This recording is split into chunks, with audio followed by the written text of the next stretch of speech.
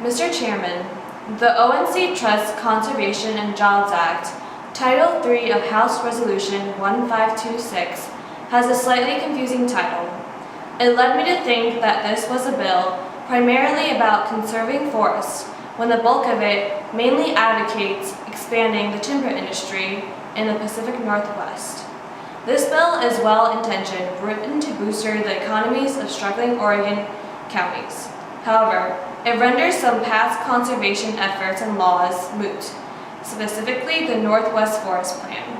The 1994 Northwest Forest Plan set federal policies for the use of lands in the Pacific Northwest, with the goal of protecting forests and wildlife while making sure timber yields remained at an ecologically friendly level. Notwithstanding this, the ONC Trust Act also undercuts basic conservation efforts since it places 1.5 million acres of forests under the ONC Trust for timber production.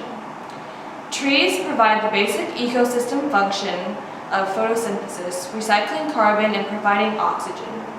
In this day and age where there is strong and conclusive evidence of global climate disruption that leads to an increased rate of species extinction, we cannot afford to lose more trees to the timber industry, as that will only lead to increased greenhouse gas emissions and decreasing biodiversity.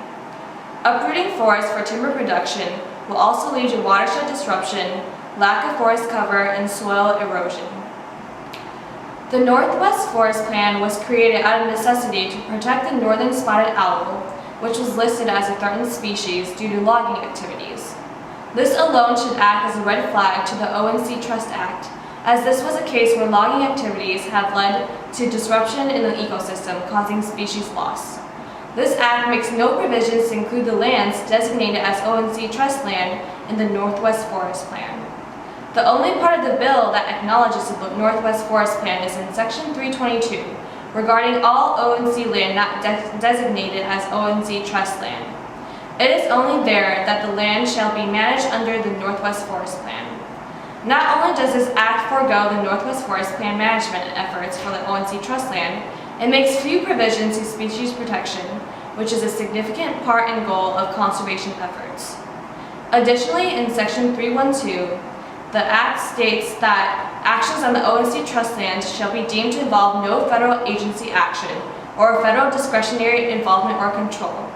This implies that environmental laws administered by federal agencies like the Environmental Protection Agency and the United States Fish and Wildlife Service would be negated.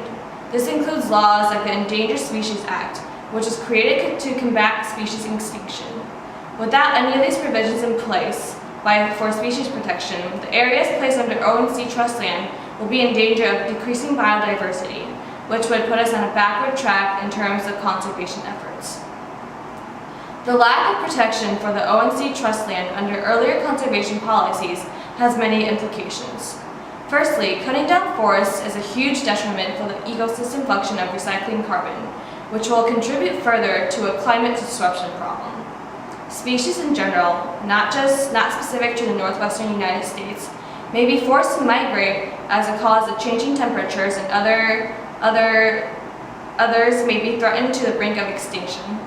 Changing temperatures cause irregularities, such as increased snowfall or hurricanes, which can disrupt a species' successful nesting rate. Penguins, for instance, see a sharp decrease in successful nesting rate when there is a heavy snowfall.